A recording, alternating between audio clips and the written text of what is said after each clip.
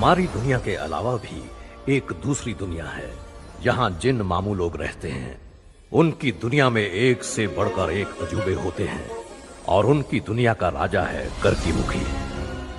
उसके राज में सारे जिन खुश थे, लेकिन वो बहुत दुखी था। उसे बस एक ही चिंता खाई जा रही थी कि उसके बाद उसका कोई वारिस नहीं था। प्रजा चाहती थी कि राजा का कोई वारिस हो जो उसके बाद गद्दी संभाले।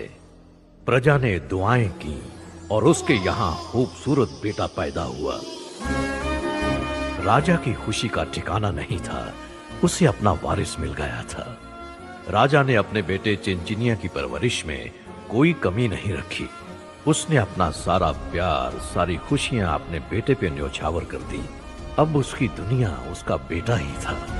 जब चिनचिनिया 10 साल का हुआ तो उसने अपने पिता से एक इच्छा जाहिर की कि वो उस दुनिया में जाना चाहता है जहां साधु संत तपस्या में मग्न रहते हैं।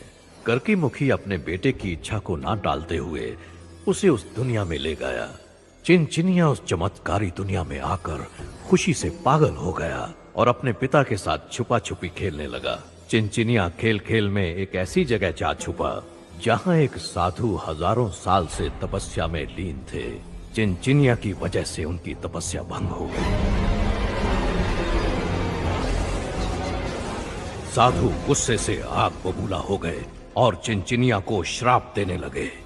ये देखकर करकी मुखी साधु बाबा के आगे विनती करने लगा और हाथ जोड़कर चिनचिनिया को माफ करने के लिए गिड़गिड़ाने लगा। लेकिन साधु बाबा चिनचिनिया को माफ करने के लिए तैयार नहीं थे, क्योंकि चिनचिनिया ने साधु बाबा की हजारों साल की तपस्या पर पानी फेर दिया था। करकी मुखी बाबा के आगे गिड़गिड़ाया कि उसके बेटे की गलती की सजा उसे दे दी जाए। तो बाबा ने उसके बेटे की जगह करकी मुखी को श्राप देकर उसे मूर्ति बना दिया और बाबा ने कहा, मूर्ति से आजाद होने के 48 दिन बाद तुम अपनी दुनिया में वापस जा पाओगे, वो भी तब जब तुम्हें आजाद करने वाला मनुष्य मूर्ति पे लिखा हुआ मंत्र पढ़ेगा, वरना तुम हवा में ही हमेशा हमेशा के लिए भस्म हो जाओगे। ये सुनकर बाप बेटे आंसू बहाने लगे और बाबा ने उसे मूर्ति बनाकर धरती पर पटक दिया।